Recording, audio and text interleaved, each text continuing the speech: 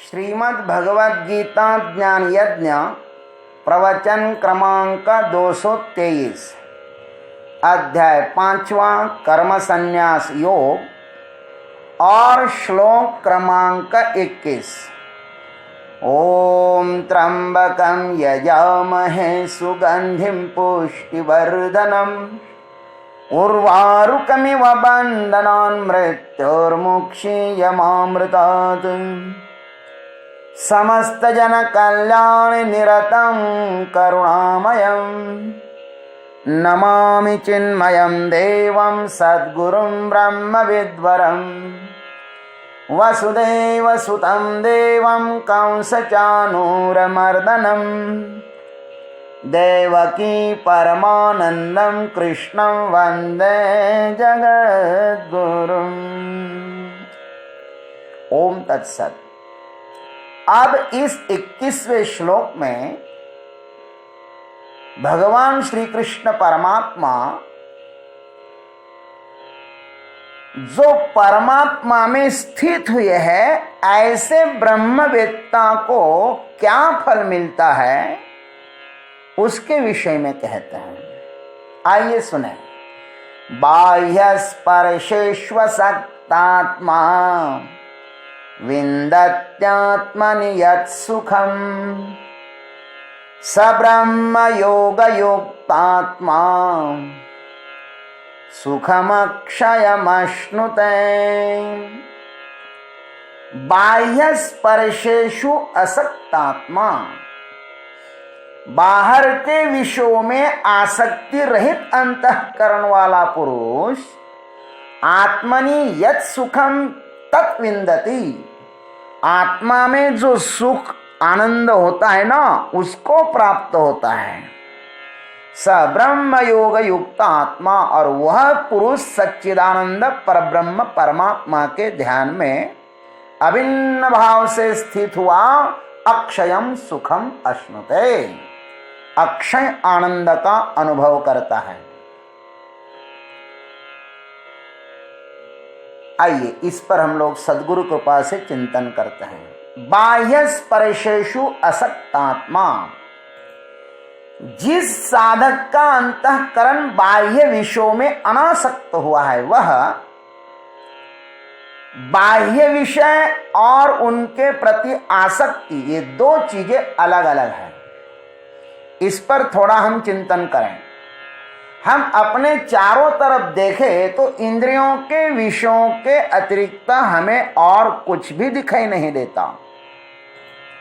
तो बाहर सर्वत्र विषयों का साम्राज्य ही है। 10 दिशाओं से इस शरीरस्थ इंद्रियों पर एक प्रकार के आघात ही हो रहे हैं। कान शब्द सुनने के लिए तो आंख देखने के लिए उत्सुक है, नासिका सूंघने के लिए तो जीवा स्वाद लेने के लिए उत्सुक है, और शरीरस्थ ये चमड़ी उत्सुक है स्पर्श सुख के लिए। एक दृष्टि से देखा जाए ना, तो इन इंद्रियों की निर्मित ही बहिरस्थ विषयों का सेवन करने के लिए ही हुई है। आंख की निर्मित देखने के लिए ही हुई है, कान की निर्मित ही शब्द सुनने के लिए हुई है। यह इंद्रियां अपना अपना कार्य सुव्यवस्थित न करें तो शरीर सौंदर्य तो बिगड़ ही जाएगा ना। शरीर में एक कुरूपता व्याप्त होगी तब।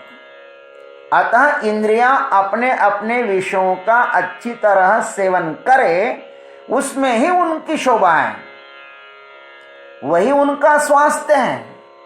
गड़बड़ तो तब हो जाती है जब आंखों के द्वारा देखी गई वस्तु के प्रति आकर्षण माने आसक्ति बढ़ जाती है।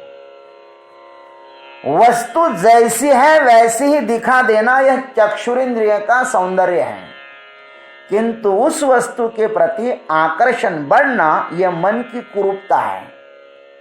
देखने में दोष नहीं है, उसमें आसक्त होना दोष है। विषयों में रसोत्पत्ति करना यह मन का कार्य है। सुख की आकांक्षा से ही मन इंद्रियों के द्वारा विषयों में आसक्त होता है।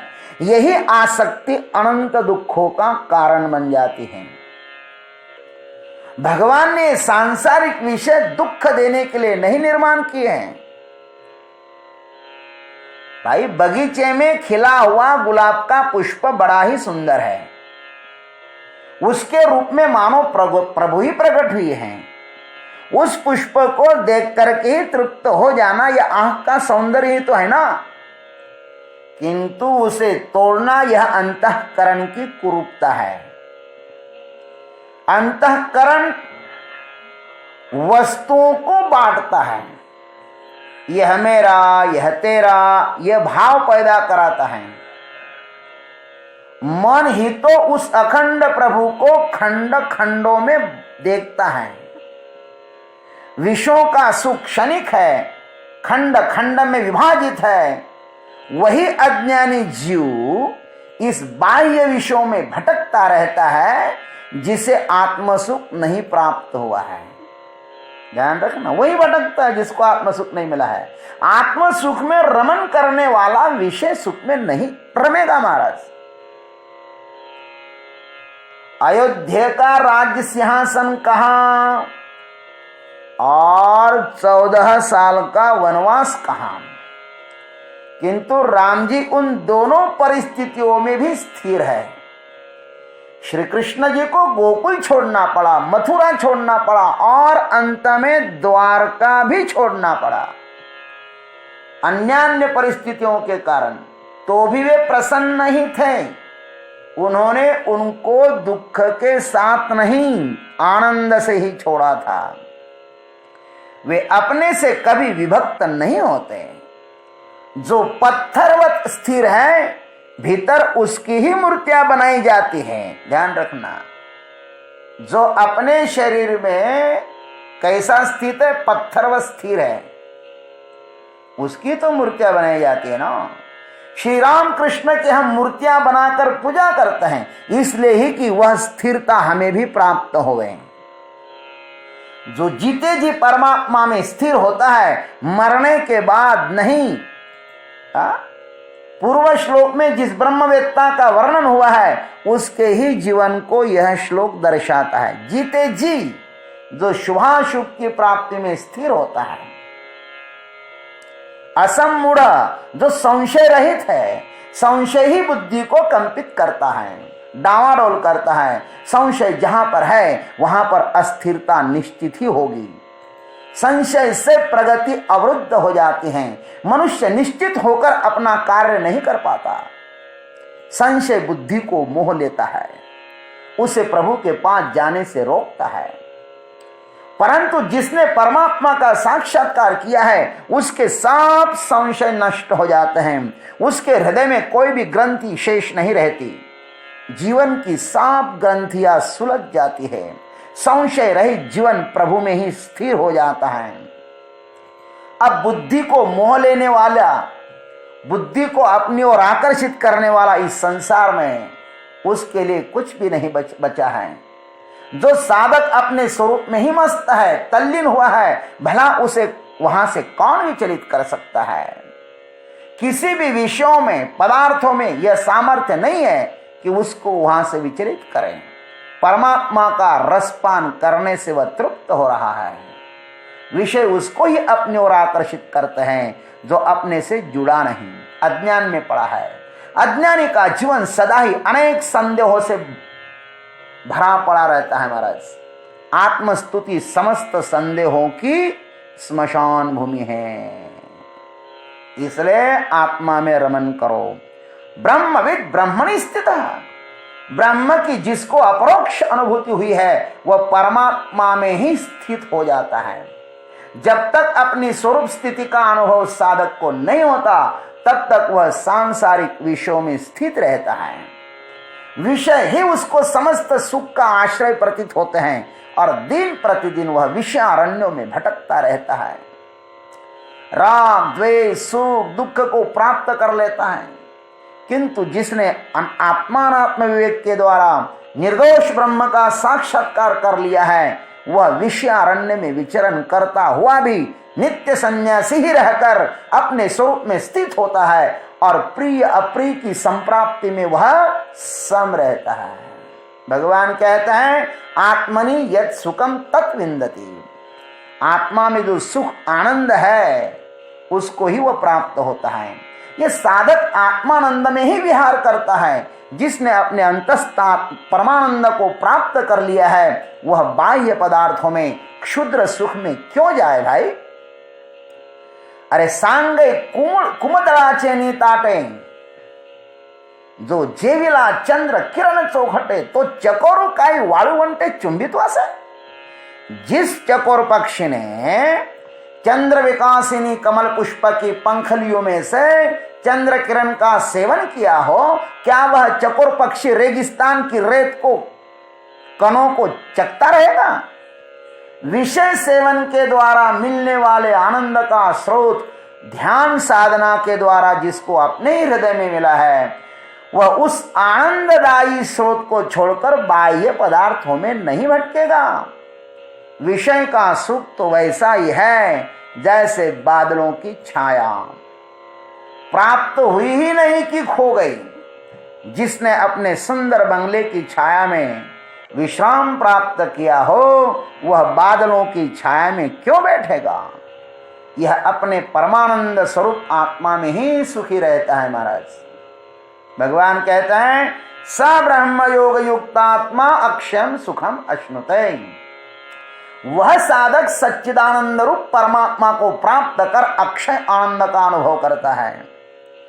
परमात्मा की ओर जीवात्मा के बीच ध्यान रखना, परमात्मा की और जीवात्मा के बीच यह मन वासना की दीवार खड़ा कर देता है। विषयों का दर्शन होते ही यह मन बाह्य पदार्थों की यात्रा पर निकल पड़ता है। इन मन को विषयों का अधिक प्रलोभन होता है। अतः जो साधक होते हैं ना वे ध्यान के द्वारा अपने मन को बहिर्गामी न लगाकर अंतस्थ प्रभु की यात्रा में लगाते हैं। आत्मा और अनात्मा विवेक रूप ध्यान के द्वारा ही मन अंतस्थ प्रभु के साथ एकता को प्राप्त होकर अक्षय सुख का अनुभव करता है। अपने समस्त मन रूपी वृत्तियों को परमात्मा में समाहित करने का नाम ही ब्रह्म योग है। यह ब्रह्म योग नित्य नूतन सुख का हर क्षण अनुभव कराता है। महाराज विषयों का सुख रुका हुआ डबरा है और आत्म सुख नित्य नूतन समुद्र किनारे का झरना है, जीवंत है। और जो जीवंत होता है वह सदा ताजा ही होता है। रुका हुआ सड़ जाता है। बहता हुआ पानी किसी एक डबरों में धारा से पृथक होकर रुक जाए तो वह सूख जाता है। बहता हुआ पानी किसी एक डबरों में धारा से पृथक होकर रुक जाए ना तो वह सूख जाता है। लेकिन समुद्र के किनारे झरना होना वह कभी सूखता नहीं है। हमारे शरीर में तेज गति से दौड़ रहा खून किसी कारणवश एक जगह थोड़ा रुक जाए तो वह सड़ जाता है। विषयों का सुख रुका हुआ है, आत्म सुख जीवंत है, अक्षय है, उसका कभी भी क्षय नहीं होता, वह नित्य है। ब्रह्मज्ञानी साधक हमेशा ताजा ही रहता है, उसमें कभी भी अनुत्साह नहीं दिखाई देता, क्योंकि वह भीतर हर क्षण जी रहा है। इसलिए भगवान कहते हैं सह ब्रह्म योग युक्तात्मा अक्षयम सुखम अश्नुते। आत्मज्ञानी महात्मा को क्या फल मिलता है भगवान श्री कृष्ण ने इस 21वें श्लोक में कह दिया है। ओम तत्सत। जय गुरुदेव, जय जगदीश्वर, जय जय महाकाल।